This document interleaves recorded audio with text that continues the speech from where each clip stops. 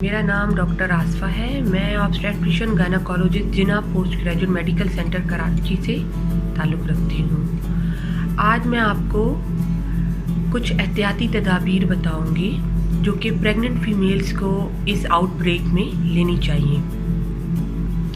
सबसे पहले जब एक तो उन्हें अननेसेसरी विजिट्स नहीं करना है हॉस्पिटल का, जब तक कि उनको इमरजेंसी ना हो, कोई एडमिशन की नीड ना हो, तब तक उन्हें हॉस्पिटल में अननेसेसरी नहीं आना है। दूसरी बात, जब उनका एडमिशन का टाइम हो तो वो अपने साथ एक या दो से ज़्यादा अटेंडेंट साथ ना लेकर आए, और जब वो आए तो उनके पास अपना पर्सनल मास्क होना चाहिए, वो पहने, और वो अपने हैंड सैनिटाइज़र यूज़ करें या हैंड वॉश करें उस वक्त हॉस्पिटल में आते ही।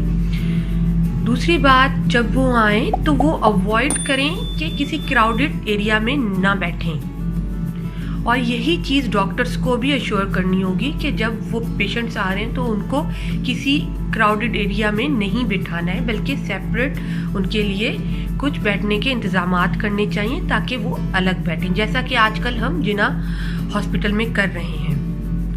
दूसरी बात, जब उनका एडमिशन हो जाए डिलीवरी के लिए या सिजेरियन सेक्शन के लिए, पहले तो उनकी स्क्रीनिंग होनी चाहिए।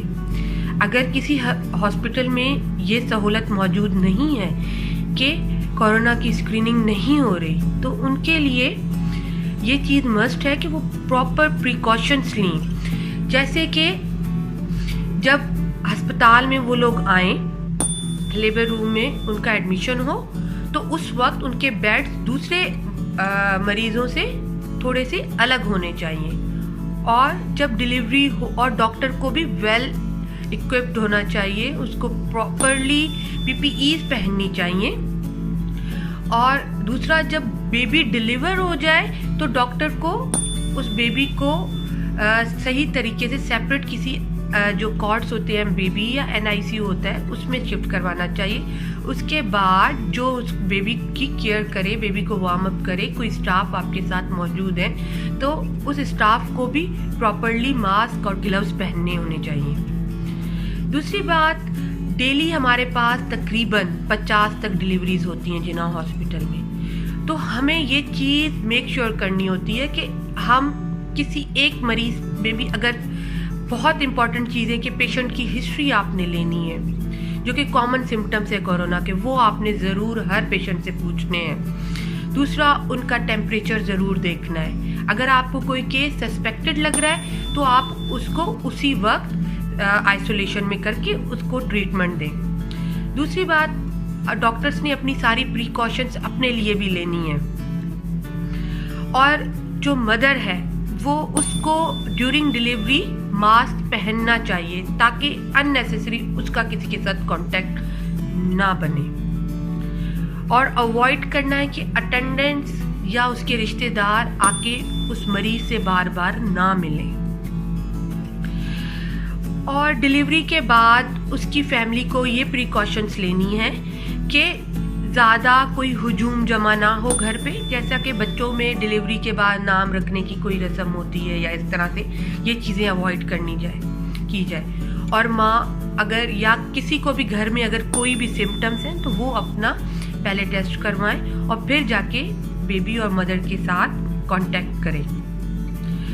दूसरा, मैं इस बात के बिल्कुल अगेंस्ट हूँ कि आजकल जैसे कि आउटब्रेक है कोरोना का, इसमें होम डिलीवरीज प्रेफर की जाए। मैं इस बात की बिल्कुल फेवर में नहीं। उसका मेन रीज़न यही है कि during delivery, during labour, patient को 1-to-1 केयर की नीड होती है। अनप्रिडिक्टेबल कोई भी इमरजेंसी हो सकती है जो कि घर में सॉर्ट आउट नहीं की जा सकती, जो कि घर में एक डॉक्टर है, सिंगल डॉक्टर या उसके साथ कोई असिस्टेंट भी है, वो सॉल्व नहीं कर सकता। तो मेरे हिसाब से, या बेबी के लिए कोई इमरजेंसी हो जाती है, तो मेरे हिसाब से डिलीवरीज हमेशा टर्शरी केयर में होनी चाहिए, जहाँ पे खुदा न खास्ता अगर मरीज के लिए कोई इमरजेंसी होती है तो बर वक्त उसका उसी वक्त वो ट्रीटमेंट दिया जाए। दूसरा, ब्रेस्ट फीडिंग बिल्कुल भी कॉन्ट्राइंडिकेटेड नहीं है आम मदर के लिए कि वो उसमें अगर सिम्टम्स नहीं है, वो कोरोना पॉजिटिव नहीं है, तो वो ब्रेस्ट फीड करवा सकती है।